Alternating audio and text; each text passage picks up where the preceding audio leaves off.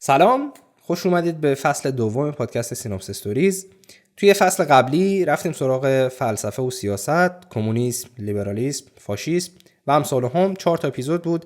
ولی خب تو این فصل جدید و تو این اپیزود اول از فصل جدید قراره که بریم سراغ دنیایی که هممون توش زندگی میکنیم، دنیای پول، اقتصاد و واقعیت‌های مالی. و اولین داستان این فصل یکی از ملموس‌ترین چیزایی که هر روز لمسش میکنیم، یعنی تورم.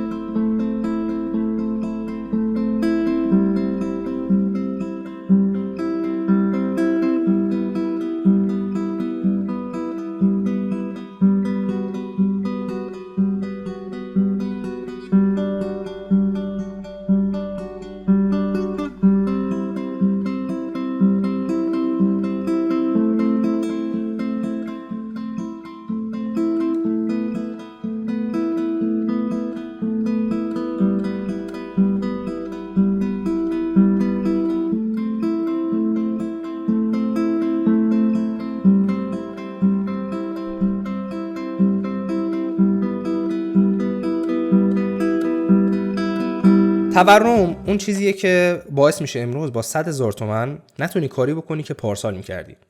و این خیلی ما تجربه کردیم. خیلی وقتا پیش میاد که ما یه پولی رو جمع کردیم، میخوام یه بالاخره چیزی بخریم، یهو مثلا میبینیم بنا به دلایل نامعلومی، جدا از بحث دلار و افزایش قیمت دلار و ارز، میبینیم که اون کالا گرون میشه و بهش میگن تورم خورده و به خاطر تورم گرون شده.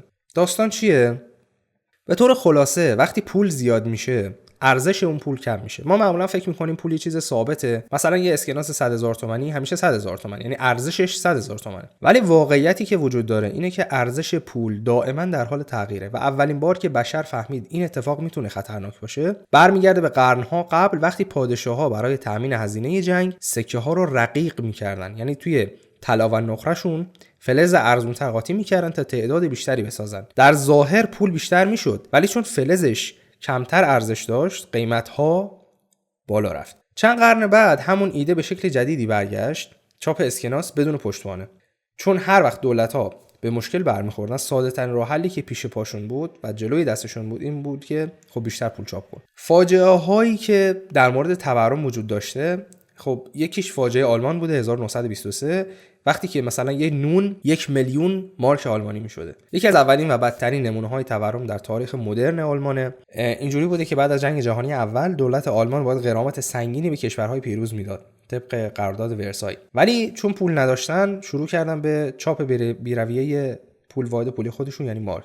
در عرض چند ماه ارزش پول سقوط کرد. صبح که میرفتی نونوایی یه قیمت میگفت، عصر همون روز قیمت 2 برابر شده بود. کارگرها حقوقشون رو با فرغون میبردن بانک، چون که اسکناس‌ها اونقدر بی ارزش شده بودن که فقط به درد آتش زدن میخوردن. یه قرص نون میلیون ها مارک قیمت داشت. ببین میگن ابر تورم، که هایپر اینفلیشن، که در واقع تورمی که کنترلش از دست همه خارج میشه. یه مورد دیگه زیمبابوه بود که مثلا 100 تریلیون دلار هزینه یک نون بود، یعنی شما برای یک نون با 100 تریلیون دلار پرداخت می‌کردید. دهه‌ها بعد همون کشور توی سال 2008 توی آفریقا تکرار میشه، توی کشور زیمبابوه یه رکورد عجیب میزنه، تورم رسید به نرخ 79 میلیارد درصد توی ما، که دولت شروع کرده بود به چاپ اسکناس‌های 10 میلیون، 100 میلیون، 1 میلیارد تا رسید به 100 تریلیون دلار زیمبابوه. مردم شوخی می‌کردن که مثلا با یه چرخ دستی پول فقط میشه یه تخم مرغ خرید. در نهایت دولت مجبور شد کل واحد پولش رو کنار بذاره و دلار آمریکا رو جایگزین واحد پول خودش بکنه. یه مورد دیگه از کشورهایی که تورم سنگین تجربه کردن ونزوئلا بود که با ذخایر نفتی هم نتونست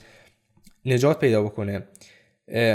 با منابع عظیم نفتی از تورم در امان نبود کشور ونزوئلا. در دهه 2010 با سقوط قیمت نفت و سیاست‌های اقتصادی اشتباه، ونزوئلا هم گرفتار تورم شدید شد تا جایی که قیمت‌ها روزی چند بار تغییر می‌کردند. دارو کمیاب شده بود و مردم برای خرید مواد غذایی ساعت‌ها توی صف می‌ایستادن و ارزش پول انقدر پایین اومده بود که مردم از اسکناس‌ها برای درست کردن کیف دستی و کاردستی استفاده می‌کردن. حالا بیاد بپردازیم که چرا تورم به وجود میاد. 3 تا دلیل اصلی داره کلاً که تقریباً همیشه با هم ترکیب میشن.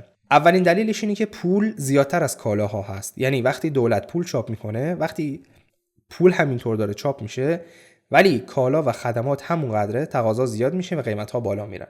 مورد دوم کاهش عرضه هست. کاهش عرضه، جنگ، تحریم یا بحران‌های مثل کرونا باعث میشن کالاها کمتر تولید میشن، پس در نتیجه گرونتر میشن. افزایش تقاضا هم مورد سومی هست که دلیل تورم هست. وقتی مردم وام زیاد میگیرن یا مثلا دولت حقوق‌ها رو زیاد میکنه، خرید زیاد میشه و باعث گرونی میشه. به طور کلی اگه بخوام مثلا یک مثال براتون بزنم که درک این سه تا دلیل با هم آسان‌تر بشه، فرض بگیرید که یک شهر 2 نفر جمعیت داره و یک نانوایی هم هست که در واقع هر روز 2 تا نون تولید میکنه. درآمد هر کدوم از اون 2 نفر یک واحد پولی از همون شهره. یعنی درآمد روزانه هر کدوم از اون 2 نفر جمعیت شهر یک واحد پولی هست. حالا مثلا ما میگیم 1 تومن. و نونوایی هم هر روز 2 تا نون درست میکنه، در واقع میپزه که هر کدوم از اون نونا یک واحد پولی ارزش گذاری میشن. یعنی هر یک نفر داخل اون شهر با درآمد روزانه خودش میتونه یک نون که نیاز روزانه هست رو بگیره و ببره خونه خودش. حالا فرض کنید که درآمد این 2 تا فردی که دارن کار میکنن تو اون شهر یهو 2 برابر بشه. یعنی از یک واحد پولی بشه 2 واحد پولی. یعنی هر یه نفر میاد و 2 تا واحد پولی دریافت میکنه به ازای کار روزانه. چه اتفاقی میفته؟ اینجوریه که خب اگه قیمت ها ثابت باشه، یعنی نونوایی که نون داره تولید میکنه همون یک واحد پولی نونو بفروشه، یعنی 1 تومن نونو بفروشه، نفر اولی که میاد نونوایی با 2 تومنی که داره 2 تا نونو میگیره میره و برای نفر دوم نونی نمیمونه. پس بنابراین چیکار باید بشه؟ 2 حالت داره. یا اینکه نونوایی قیمت نونش رو بکنه 2 تا که وقتی نفر اول میاد با 2 تا پولش فقط بتونه یه دونه نون بگیره. قیمت نون شده 2 تا، اونم 2 تا پول داره، یه دونه نون میتونه بگیره. برای نفر دوم نون میمونه. و راه دومش اینه که نونوایی به جای 2 تا نون 4 تا نون درست کنه. یعنی یه پشتوانی داشته باشه که بتونه به جای 2 تا نون 4 تا نون درست کنه. این میشه چی؟ این میشه رفاه. یعنی درآمد میره بالا، نیاز یه نونه، نیاز اون شخص هم یک واحد پولی هست، ولی درآمد میره بالا میشه 2 تا واحد پولی، ولی از اون طرف هم رفاه جامعه به وجود میاد. چطوری؟ با 2 برابر کردن در واقع پخت نون. یعنی اگر یک نفر داخل اون شهر بالاخره 2 تومن درآمد داشته باشه، میتونه 2 تا نون رو بگیره. اوکی؟ ولی نیازش یک نونه. این میشه رفاه. حالا برعکسش تورم چی میشد؟ اینجوری بود که حقوق میره بالا، واحد پولی که به دست شخص میرسه به ازای کار کرده روزانه میشه 2 واحد پولی، اما نونوایی 2 تا نون میزنه که هر کدوم از اون نونا یه دونه یه تومن پولشه و نفر اول میاد با هم 2 تومنش 2 تا نون رو میگیره و میره. برای نفر دوم چیزی نمیمونه. پس بنابراین اینجوری پیشه که نونوایی میگه خب من قیمت نونمو میکنم 2 تا که نفر اول فقط یه دونه نون بتونه بگیره بایده بی. پس بنابراین این میشه تورم. حالا همیشه آیا تورم بده؟ نه لزوما. چرا؟ چون که یه مقدار کمی تورم مثلا سالی 2% برای اقتصاد لازمه. چرا؟ چون باعث میشه که مردم پولشون رو خرج کنن و اقتصاد بچرخه. اما وقتی تورم از کنترل خارج بشه، نتیجهش ناامنی، فقر، فاصله طبقاتی وحشتناکه. مثلا تورم مثل آتیشه، یه شعله کوچیکش گرما میده ولی اگه زیاد بشه همه چی میسوزونه. دلیل اینکه تورم لازمه اینه که اگر تورم ثابت باشه، نرخ تورم ثابت باشه و همیشه همه چیز یک قیمت باشه، مردم ناخواسته شروع میکنن به ذخیره کردن پولشون و اقتصاد و چرخ اقتصاد از رونق میفته. پس در نتیجه باید ارزش پول امسال یه مقداری کمتر از پارسال بشه که مردم برای حفظ سرمایه خودشون بیان یه حرکتی بزنن، بیان یه چیزی بخرن، بیان یه سرمایه‌گذاری بکنن، بیان یه ساخت و سازی راه بندازن. اینه که باعث میشه که تورم لزوماً مضر نباشه و نیاز باشه سالی حداقل 2% برای اقتصاد. حالا تورم توی زندگی روزمره چقدر تاثیر داره؟ اینجوریه که خب یه واژه اقتصادی نیست واقعا، یه حسه، یه ترسی که تو ذهن مردم شکل میگیره. مثلا وقتی صبح میری خرید میبینی حقوق یک ماه دیگه مثل قبل جواب نمیده، وقتی میبینی که پولی سالها جمع کردی و الان قدرت خریدش نصف شده، خب یه القایی داره که تورم برامون مثل یه دزد خاموشه، آروم و بی صدا جیب همه ما رو میدزده و اون ارزش پولی که در واقع داشتیم از همون روز اول رو کمتر میکنه. حالا بیایم بپردازیم به اینکه چطور کشورها با تورم مقابله میکنن. راه حلش کنترل عرضه پوله.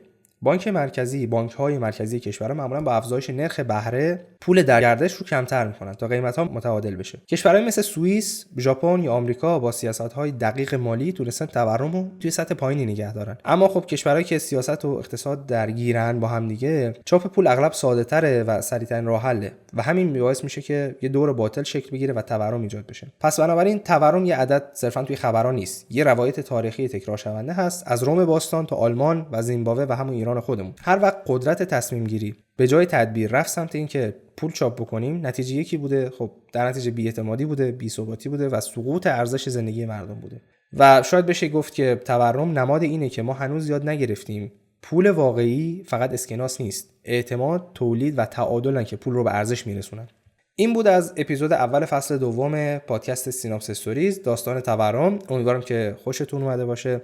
اگر امکانش هست براتون لایک، کامنت و حالا ساب کنید چنلو و نظراتتون رو میخونم. حتما پس کامنت بذارید و کامنتاتون رو تحلیل کنید. دمتون گرم که تا اینجا با من همراه بودید.